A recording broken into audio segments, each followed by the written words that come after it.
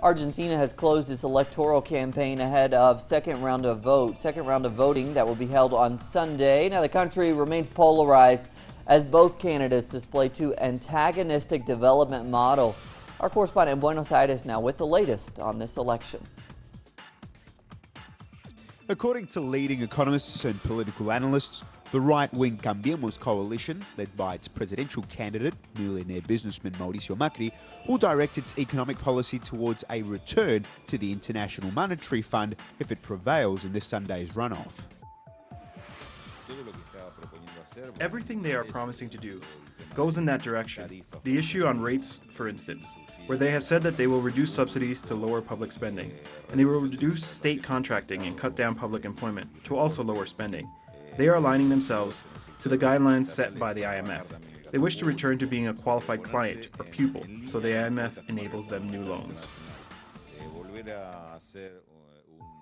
The incumbent Front for Victory acknowledges that Argentina will require more funding from abroad, but has said that in order to do that, the country must close the chapter on the vulture funds affair first, but only on terms that favour Argentina's economic well-being, adding that a return to IMF dependence and its conditionings is totally out of the question. Funding will only come via investment projects and with very specific funding for that. It will not make a return to the international capital market freely, let alone return to the conditionings of the IMF. They have made this very clear. Daniel Scioli wants to carry out a policy with different value-added taxes.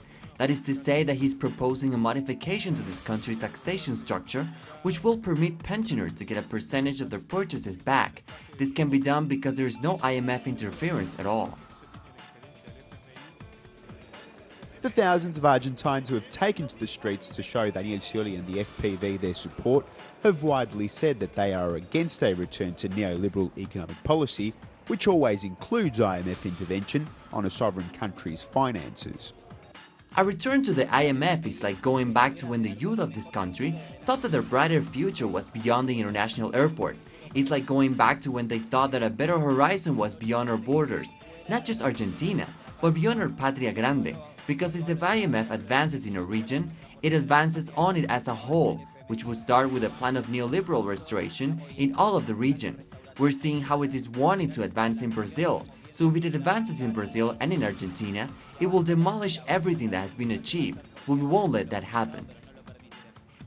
Specialists say that if Mauricio Macri wins this Sunday's runoff, he and his advisors already have the mechanism required to gain new finance from the IMF in mind and ready to go.